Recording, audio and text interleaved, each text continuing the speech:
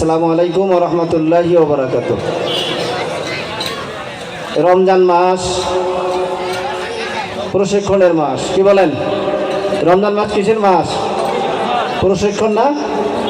দেখেন, আপনারা যখন কেউ কোনো প্রশিক্ষণে যান, সকালে উঠিয়ে কি করায়? নাস্তা করায় না? তারপরে কি 10-11টার দিকে একটা বিস্কিট, একটা নাস্তা অথবা ফল দেয়। তারপরে কি করে? দুপুরে নামাজের বিরতি, তারপর খাবার, তারপর বিকালে একটু কি দেয়? হ্যাঁ, আবার একটু হালকা চা বিরতি দেয়, আবার রাত্রেবেলার খাবার। এটা কিন্তু যতদিন আপনি ট্রেনিংয়ে থাকবেন ততদিন পর্যন্ত এই নিয়মে চলে।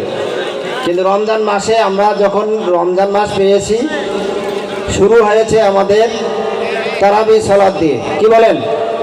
তারাবি সালাত আমরা আগে আদায় করেছি, তারপরে রাত্রে সেহরি খেয়েছি, এরপরে রোজা রেখেছি, ইফতারি করেছি। হ্যাঁ, 5 ওয়াক্ত নামাজের যখন আজানের ডাক পড়েছে আমরা সবাই মসজিদে ছুটে গিয়েছি, সালাত আদায় করেছি। আবার মাঝখানে সেহরি খাওয়ার সময় যখন উঠেছি, আমরা অনেকেই সেহরি খাওয়ার আগেই আমরা কি করেছি? তাহাজ্জুদ সালাত আদায় করেছি। এভাবেই আমাদের গোটা মাস আমাদের চলে যাচ্ছে। আজকে কত রোজা? 20 রমজান, 20 তার মানে কি 3 ভাগের 2 ভাগ আজকে চলে যাচ্ছে। আগামীকালকে অর্থাৎ সন্ধ্যার আজকে ইফতারির পর থেকে শুরু হবে 21 রোজা। তারপর লাইলাতুল কদর আসছে। লাইলাতুল কদরের এই রাত যেন আমরা পাই, আমাদের ভাগ্যে আসে, সেই চেষ্টা আমাদের করতে হবে। কি করা যাবে তো ইনশাল্লাহ? হ্যাঁ, সেই চেষ্টা করবেন, কারণ অত্যন্ত মর্যাদাবান ওই রাত।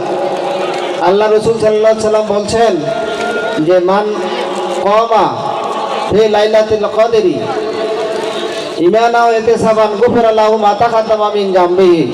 যে ব্যক্তি কি করে লাইলাতুল কদরের রাত্রিতে ঈমান বৃদ্ধি এবং আত্মশুদ্ধি নিয়েই কি করবে?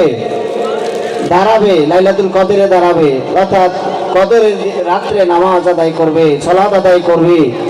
আল্লাহ রসুল বলছেন তার অতীত জীবনের সমস্ত গুনাহগুলো কি করে দেওয়া হবে? মাফ করে দেওয়া হবে। বলে সুবহানাল্লাহ। কি আমরা কি গুনাহ মাফ চাই? কি বলেন? কথা বলেন না কেন? গুনাহ মাফ চাই? তাহলে এই রাতকে আমাদের অধিক গুরুত্ব দিয়ে খুঁজতে হবে, এটা করবেন। আর একটা কথা হলো যে রমজান আসে তো আমাদেরকে মাফ করে দেওয়ার জন্য। আমাদেরকে প্রথমে হলো রহমত, আমরা রহমত প্রাপ্ত হব, আমরা মাগফিরাত পাবো, আমরা জাহান্নামের কঠিনতম শাস্তি থেকে আমরা রক্ষা পাবো। রমজান আসে আর যায়, কিন্তু আমাদের কোনো পরিবর্তন হয় না। এত ট্রেনিং নিচ্ছি, কিন্তু এই রমজান গেলে আমাদের কোনো পরিবর্তন হয় না। তাহলে এই রমজান কি আমাদের সত্যিকার অর্থে আমাদেরকে কল্যাণ দেবে না? ভাই আসুন, রমজানের যে আসল শিক্ষা, যে আল্লাহকে ভয় করে পানাহার বন্ধ করেছি, যে আল্লাহকে ভয় করে আমরা ইবাদত বন্দেগী করছি, ওই আল্লাহকে ভয় করে আমরা যেন সকল ধরনের খারাপ কাজ, মুনকার কাজ থেকে আমরা যেন বিরত থাকতে পারি, সেই চেষ্টা আমাদের মাঝে থাকতে হবে।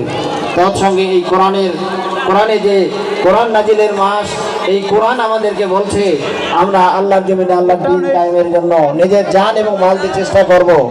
এটার মাধ্যমে আল্লাহ আমাদের গুনাহ মাফ করে দেবেন এবং আমাদেরকে জান্নাত প্রবেশ করাই দিবেন এবং জান্নাতের মধ্যে আমাদেরকে সুন্দর বাসগৃহ দিবেন, যেটা আমাদের জীবনে আমাদের চর্মচোখ কখনো দেখেনি, এইরকম বাসগৃহ আমাদের দিবেন। তাহলে এই আশা আমাদের সবারই আসে না?